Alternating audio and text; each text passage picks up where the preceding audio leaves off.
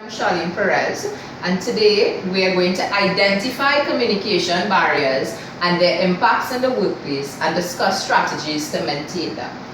Right? So we're going to identify and discuss key barriers to communication.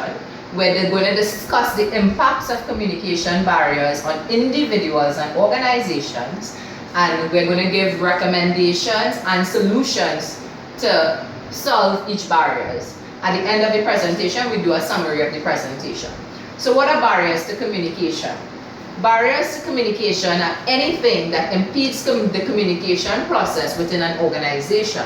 JADHA supports this view and says that barriers to communication can be defined as the aspects or conditions that interfere with the effective exchange of ideas or thoughts.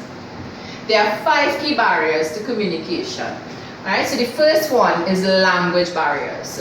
Right? Communication can be ineffective due to language differences, use of unfamiliar jargon and terminology, and unclear speech. Cross-cultural barriers are the presence of several cultures in the workplace, which creates issues because of differences in values, differences in language, differences in the concept of time, and stereotypes because of the different culture. The third barrier is organization barriers. Organization barriers are operations in the organization that contributes to poor communication channels or methods, information gaps.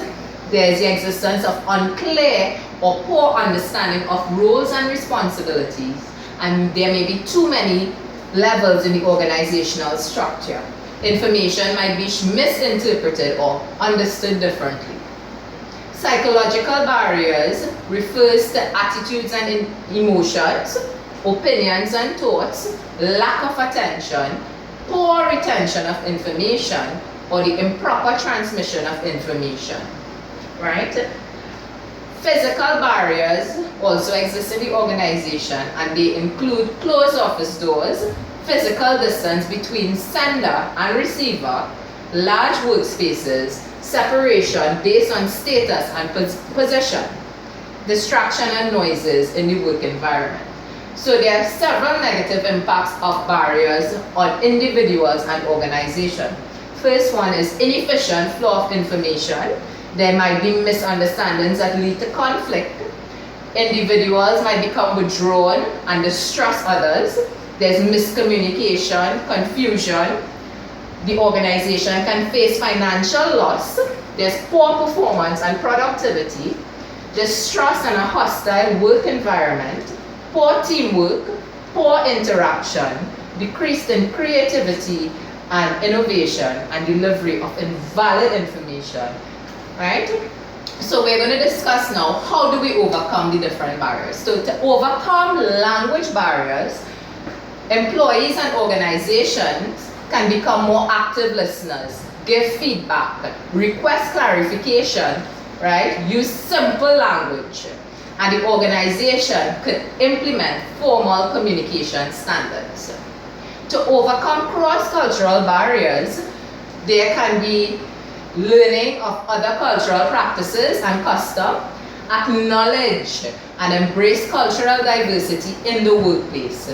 Organizations should also implement policies to govern behavior and prevent discrimination.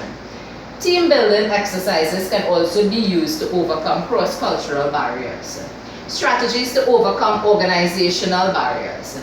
Organizational structures should fit the communication needs of the organization.